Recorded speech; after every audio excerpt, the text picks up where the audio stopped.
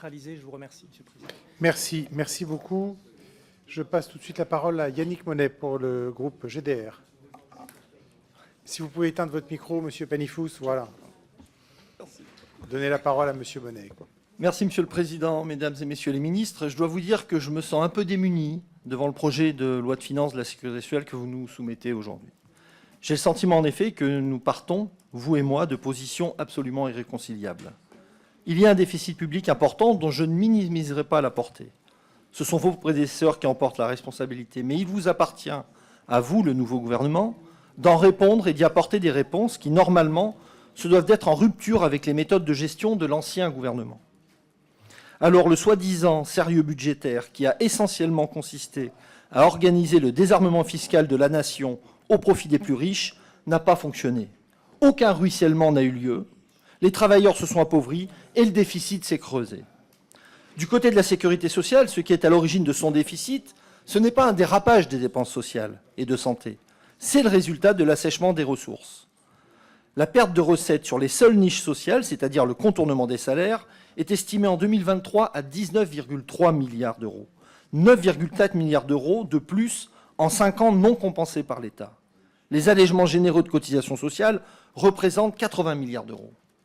Le PLFSS prévoit de reprendre 5 milliards d'euros en commençant à réduire ces exonérations de cotisations. C'est un début, mais admettez que l'on est très loin du compte. Et donc, dès lors que vous considérez comme vos prédécesseurs que la sécurité sociale est une variable d'ajustement du déficit public, si vous n'allez chercher pas les ressources, ce sont les droits de nos concitoyens qui vont en pâtir.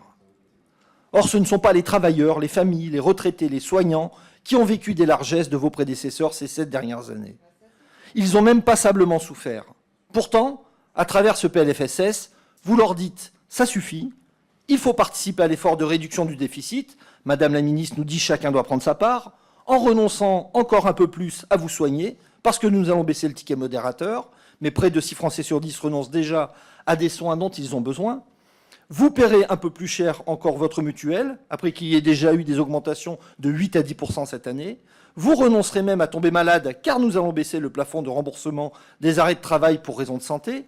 Vous, les retraités, vous attendrez 6 mois de plus pour bénéficier de la revalorisation de vos pensions de retraite, contrairement à ce qu'avait annoncé le président de la République en juin.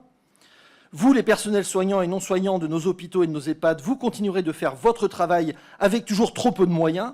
Le déficit des hôpitaux publics devrait dépasser les 2 milliards d'euros en 2024. 85% des EHPAD sont en déficit. Les personnels, les soignants et non-soignants sont exsangues. La FHF estime qu'en l'état actuel du PLFSS, il manque déjà 3 milliards d'euros pour les établissements de santé et 200 millions pour les EHPAD en 2025. Seulement pour ne pas sombrer un peu plus. Comme vos prédécesseurs, vous fixez des objectifs de dépenses sans commune mesure avec les besoins, d'ailleurs que vous évoquez très peu, les besoins.